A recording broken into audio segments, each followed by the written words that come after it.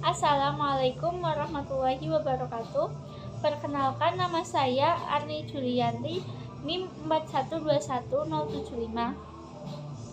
Prodi S1 Ekonomi Syariah, jurusan Ekonomi Syariah, Fakultas Ekonomi dan Bisnis Islam, UIN Kyai Haji Abdurrahman Wahid, tahun 2022.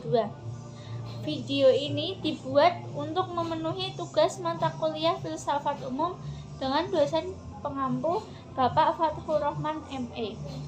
Berikut jawaban dari pertama, jelaskan pengertian filsafat dan berpikir filosofis. Menurut bahasa, filsafat berasal dari bahasa Yunani, yaitu philein yang artinya cinta dan sophia yang artinya kebijaksanaan.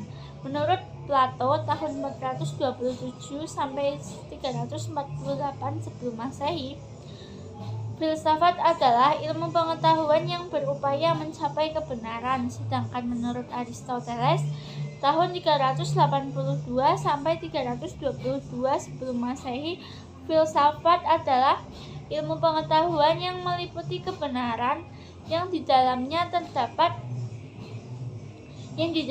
terdapat ilmu-ilmu metafisika, logika, retorika, etika, politika, dan estetika. Yang kedua, berpikir filosofis, artinya berpikir untuk memahami hakikat dari kenyataan dalam rangka menemukan kebenaran sejati.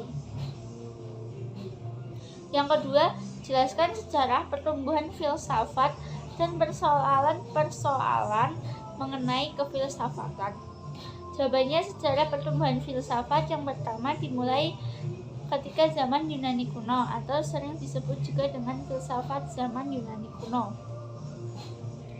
Merupakan periode terpenting karena pada saat itu terjadi perubahan pola pikir mitosentris, yaitu pola pikir yang sangat mengandalkan mitos untuk menjelaskan fenomena alam. Filosof pertama dalam periode ini adalah Thales tahun 12 sampai 13 Masehi. Yang kedua ada filsafat zaman ke-8 tahun 12 sampai 13 Masehi. Filsafat abad ini dikuasai oleh pemikiran keagamaan Kristiani. Puncak dari filsafat Kristiani ini adalah patristik atau skolastik patristik. Yang ketiga ada filsafat zaman pencerahan tahun 14 sampai 15 Masehi. Pada abad ini muncul seorang astronom yang berkebangsaan Polandia yang bernama N. Copernicus, yang mengemukakan temuannya bahwa pusat peredaran benda-benda angkasa itu adalah matahari. Yang keempat ada filsafat zaman modern pada tahun 17 sampai 18 Masehi. Filsuf pada zaman ini disebut sebagai para empiri, bahwa semua pengetahuan adalah mungkin karena adanya pengalaman dalam menggambar manusia. Para empiris Inggris antara lain John Locke, G. Berkeley, dan D. Hume. Persoalan kefilsafatan yang pertama tentang ada. Persoalan ini menghilangkan cabang filsafat metafisika. Yang pertama tentang ada. Persoalan ini menghasilkan cabang filsafat, yaitu filsafat metafisika, di mana sebagai salah satu cabang filsafat, metafisika sendiri mencakup persoalan ontologis, kosmologis, dan antropologi. Yang kedua tentang pengetahuan. Persoalan ini menghasilkan cabang filsafat epistemologi.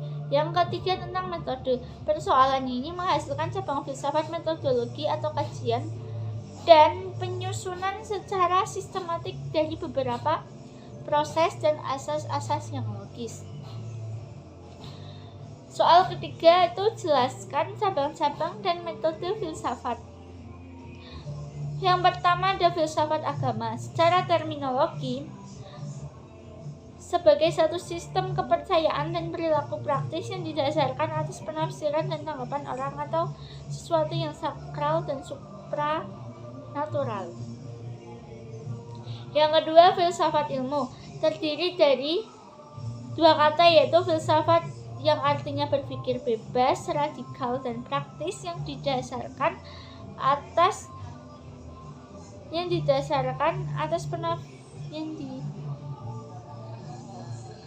saya ulangi, filsafat ilmu terdiri dari dua kata, yaitu filsafat yang artinya berpikir bebas, radikal, dan berada pada tatapan makna, dan ilmu yang artinya mengetahui.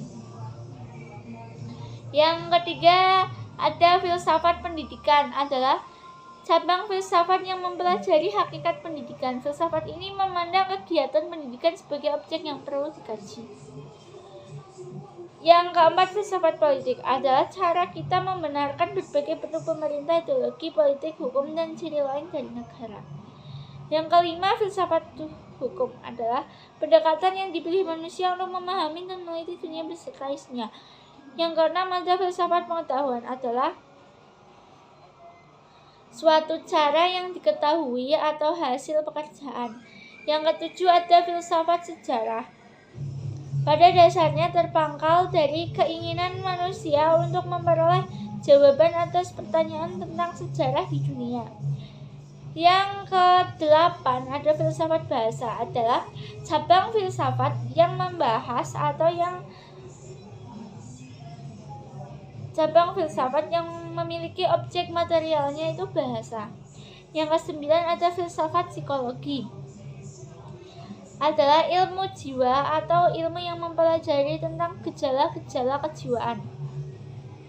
Yang kesepuluh, filsafat manajemen, adalah kumpulan pengetahuan dan kepercayaan yang memberikan dasar atau basis yang luas untuk menentukan pemecahan terhadap masalah-masalah manajer. Yang selanjutnya ada filsafat seni. Menurut Cliff Bell, seorang filsuf seni klasik modern, seni adalah significant form, bentukan bermakna. Yang ke-12 ada filsafat kedokteran. Filsafat kedokteran ini membahas tentang kesehatan. Yang ke-13 filsafat iman, berlandaskan pada ideologi ketuhanan yang Maha Esa. Selanjutnya ada filsafat akhlak, yaitu pertumbuhan sikap dan perilaku manusia. Yang ke-15 filsafat etika, ilmu tentang apa yang baik dan apa yang buruk, tentang hak dan kewajiban. Selanjutnya, yang terakhir filsafat ekonomi syariah, yaitu upaya untuk mengetahui hakikat nilai yang terkandung pada ekonomi. Metode berpikir filsafat. Yang pertama ada metode kritis, tanggapan terhadap persoalan. Yang kedua ada metode intuitif, interaksi antara dunia dan kehidupan. Yang ketiga ada metode transcendental, analitis dan sintesis. Yang keempat ada metode dialektif atau dialog. Yang kelima metode fenomenologis, yaitu faktor yang mendasari pemahaman seseorang. Soal yang keempat itu jelaskan hubungan filsafat dengan disiplin ilmu ekonomi syariah. Hubungan filsafat dengan ekonomi syariah. Yang pertama, filsafat sebagai pondasi sistem ekonomi syariah atau sistem ekonomi Islam. Dasar-dasar dari sebuah sistem ekonomi yang dibangun berdasarkan filsafat ekonomi dapat diketahui dengan adanya tujuan atau sistem yang dikehendaki atau dicapai. Yang kedua, filsafat ekonomi Islam berdasarkan triangle. Kunci filsafat ekonomi Islam terletak pada manusia dengan Tuhan, alam, dan manusia. Yang ketiga sebagai prinsip Islam, prinsip ekonomi Islam, yaitu tauhid, maslahah, adil, etika, wasatiyah, serta kebebasan dan tanggung jawab. Yang kelima, soal kelima, sebutkan nama dan tahun tokoh filosof serta jelaskan pemikirannya. Yang pertama, tokoh-tokoh filsafat ada Marcus Tullius Cicero tahun 106 sampai 43 sebelum Masehi. menyebutkan bahwa filsafat sebagai ibu dari semua ilmu pengetahuan. Yang kedua, Aristoteles tahun 384 sampai 322 sebelum Masehi. Ia memberikan dua macam definisi terhadap filosofia, yaitu sebagai ilmu tentang asas-asas pertama dan sebagai ilmu yang menyelidiki peradaan sebagai peradaan dan ciri-ciri yang tergolong pada objek ini berdasarkan sifat alaminya sendiri. Yang kedua ada yang ketiga ada Plato tahun 427 sampai 347 sebelum Masehi. Dalam konsepsi Plato, filsafat merupakan pencarian yang bersifat spekulatif terhadap pandangan tentang seluruh kebenaran. Yang keempat, Socrates tahun 469 sampai 399 sebelum Masehi. Suatu peninjauan diri yang bersifat reflektif terhadap asas-asas dari kehidupan yang adil dan bahagia. Yang kelima ada Francis Bacon tahun 1561 sampai 1626 Masehi yang mengemukakan tentang metode induksi. Yang keenam Thomas Hobbes 1588 sampai 1116. 1679 Masehi. Manusia tidak dilihat melalui gerak dan materi dalam fisika. Yang ketujuh ada René Descartes tahun 1596 sampai 1650 Masehi yang berfilsafat aku berpikir maka aku ada. Yang selanjutnya ada John Locke tahun 1632 sampai 1704 Masehi. Seluruh pengetahuan bersumber dari pengalaman manusia. Yang selanjutnya ada Al-Kindi tahun 1805 Hijriah. Pemikirannya adalah berusaha mempertemukan antara kedua hal ini, filsafat dan agama. Yang ke-10 ada Al-Farabi tahun 256 Hijriah. Pemikirannya adalah pengulas filsafat Aristoteles. Yang ke-11 ada Ibnu Sina tahun 334 sampai 447 Masehi. Pembahasan kejiwaan. Yang ke-12 ada Al-Ghazali yang pemikirannya bantahan terhadap pikiran golongan Batiniyah, Ismailiyah, golongan filsafat dan lain-lain. Selanjutnya ada Ibnu Rushd, pembedaan terhadap akal dan filsafat. Yang selanjutnya ada Ibnu Bajjah tahun 1118 sampai 1138 Masehi,